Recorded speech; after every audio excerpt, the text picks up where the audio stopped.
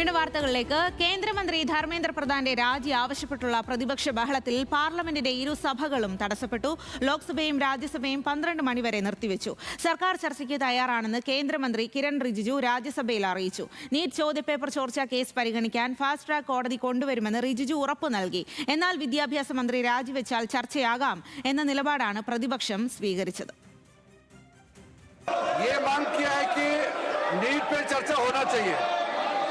आज भी पूरा एनडीए पार्टी की ओर से भी फिर से मांग किया है कि नीट पे चर्चा होना चाहिए.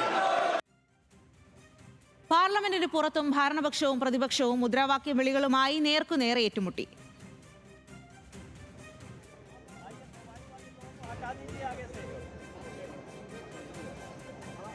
വിവരങ്ങളുമായി രാഗേഷാണ് ചേരുന്നത്.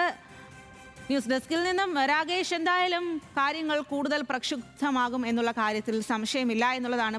പ്രത്യേകിച്ചും ഇന്ന് റിജിജു പറഞ്ഞത് ചർച്ചയ്ക്ക് തയ്യാറാകാം എന്നുള്ളതാണ്. പക്ഷേ വിദ്യാഭ്യാസ മന്ത്രിയുടെ രാജി എന്നുള്ള ആവശ്യത്തിൽ നിന്നും പിന്നോട്ടില്ല പ്രതിപക്ഷം. ഈ പ്രതിഷേധിക്കുന്ന വിദ്യാർത്ഥികളും അതേ ആവശ്യം തന്നെയാണ് ഉന്നയിക്കുന്നത്. അപ്പോൾ ഇനിയൊരു ചർച്ചയ്ക്കുള്ള സാധ്യത ഏതു രീതിയിലാണ്? കൂടുതൽ പ്രതിഷേധം കടുപ്പിക്കാൻ തന്നെയല്ലേ സാധ്യത? സ്വാതി, ധർമ്മേന്ദ്ര പ്രധാന്റെ രാജിയിൽ കുറഞ്ഞൊരു തീർപ്പിനുമില്ല എന്ന നിലപാടിൽ ഉറച്ചു നിൽക്കുകയാണ് പ്രതിപക്ഷം. തുടർച്ചയായ 4ാം ദിവസമാണ് ഇപ്പോൾ സഭ സ്തംഭിക്കുന്നത്. ലോക്സഭയിലും രാജ്യസഭയിലും സമാനമായ സാഹചര്യം തന്നെയാണ് ഉണ്ടായത്. ലോക്സഭ സമ്മേളിച്ച ഉടൻ തന്നെ പ്രതിഷേധവുമായി പ്രതിപക്ഷം രംഗത്ത് വന്നു. എന്നാൽ സ്പീക്കർ കഴിഞ്ഞ ദിവസം സ്വീകരിച്ച അതേ നിലപാട് തന്നെയാണ് സ്വീകരിച്ചത്. ചർച്ചയാകാമെന്ന് സ്പീക്കർ വ്യക്തമാക്കി. പക്ഷേ ആദ്യം ചോദ്യോത്തരവേള നടക്കട്ടെ എന്ന നിലപാടാണ് സ്വീകരിച്ചത്. അത് അംഗീകരിക്കാൻ ഏതായാലും പ്രതിപക്ഷം തയ്യാറായിരുന്നില്ല. തുടർന്ന് ലോക്സഭ ബഹളത്തെ തുടർന്ന് 12 മണിവരെ നിർത്തിവെക്കുകയായിരുന്നു. രാജ്യസഭയിൽ പാർലമെന്ററി കാര്യമന്ത്രി കിരൺ റിജിജു സർക്കാരിന്റെ നിലപാട് ആവർത്തിച്ചു. ഇന്നലെയും അദ്ദേഹം പറഞ്ഞ കാര്യമാണത്. അത് ഇന്ന് ഒരിക്കൽ കൂടി ആവർത്തിക്കുന്നത് കണ്ടു. ചർച്ചയാകാം, സർക്കാർ അതിന് തയ്യാറാണ് എന്നാണ് റിജിജു ചൂണ്ടിക്കാണിക്കുന്നത്. ഒപ്പം പ്രധാനമന്ത്രി ഈ വിഷയത്തിൽ ആദ്യമായി പ്രതികരിച്ചിരുന്നു. പ്രത്യേകിച്ച് ഫാസ്റ്റ് ട്രാക്ക് കോടതികൾ, ശിക്ഷ ഉറപ്പാക്കാൻ ഫാസ്റ്റ് ട്രാക്ക് കോടതികൾ സ്ഥാപിക്കാമെന്നടക്കമുള്ള ഉറപ്പ് പ്രധാനമന്ത്രിയുടെ ഭാഗത്തുനിന്നുണ്ടായിരുന്നു. അക്കാര്യവും റിജിജു ഇന്ന് സഭയെ അറിയിച്ചു.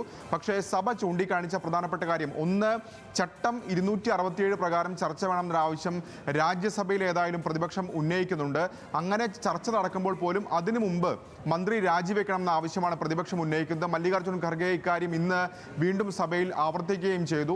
പ്രതിപക്ഷ അംഗങ്ങളൊക്കെ തന്നെ സമാനമായ നിലപാടാണ് സ്വീകരിച്ചത്. പക്ഷേ സർക്കാർ ഇപ്പോൾ ഏതായാലും പ്രതിപക്ഷം ചർച്ചയ്ക്ക് തയ്യാറാകുന്നില്ല, മറിച്ച് സർക്കാർ തയ്യാറാകുമ്പോഴും പ്രതിപക്ഷം ചർച്ചയ്ക്ക് തയ്യാറാകുന്നില്ല എന്ന നിലപാടാണ് സ്വീകരിക്കുന്നത്. അങ്ങനെ പ്രതിപക്ഷത്തിനൊരു വിമർശനം പോലും റിജുവിന്റെ ഭാഗത്തുനിന്ന് ഉണ്ടാവുകയും ചെയ്തു. ഏതായാലും രാജ്യസഭയും ലോക്സഭയ്ക്ക് സമാനമായി പ്രതിപക്ഷ ബഹളത്തെ തുടർന്ന് നിർത്തിവെക്കുന്നതാണ് കണ്ടത്.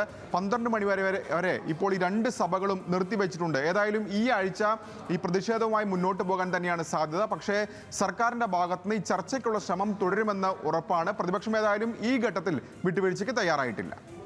ശരി രാഗേഷ്.